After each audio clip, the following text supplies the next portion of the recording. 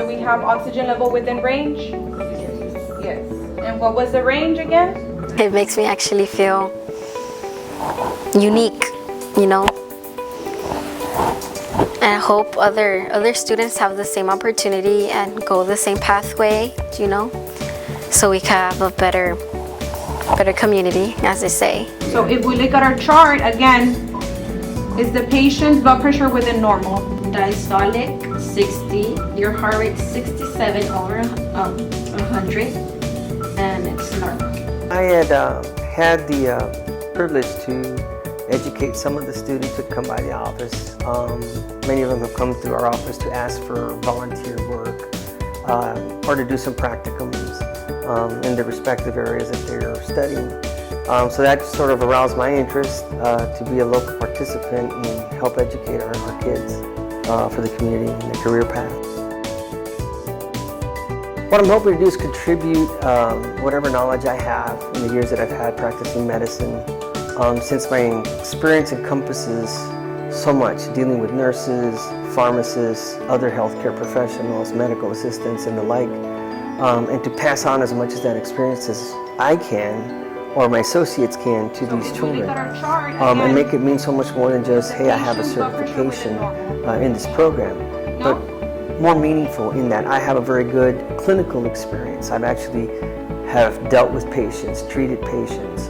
I know what to do in certain situations, and I think that that's best experience, you know, in the clinic and out in the field, and that's what I'm hoping to offer. Good. Small talk was good, right? Learning in health science helps me a lot, like gives me step by step what I'm going to do in the future.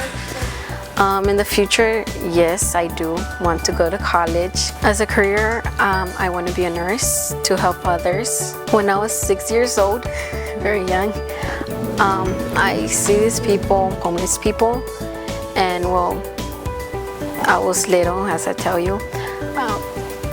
I don't know, but I always had a feeling like it's not okay others not having what others have, health, and some people die at a young age because of diseases, and that's how I chose to be a nurse. What we're planning to do is to bring these students in and have a real good clinical experience.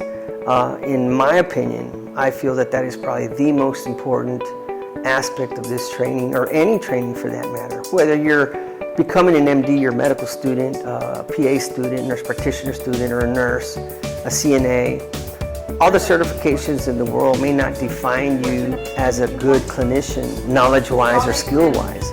That comes by actually being in the field. Sitting there next to a person who's been doing this for a long time, who's been successful doing it for a long time, and passing on that knowledge to you. And then in return, giving it back to the community to help maybe save a life one day.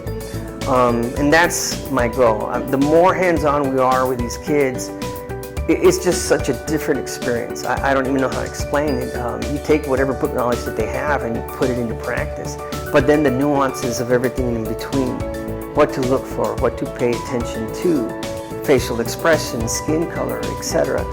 It's not just taking vitals, it needs to mean something. So we're trying to put that in perspective for them. For me, personally, my hope is that we spark something in them that says, hey, you know what? I want to go and become a nurse. I want to become a physician or a pharmacist, a surgeon.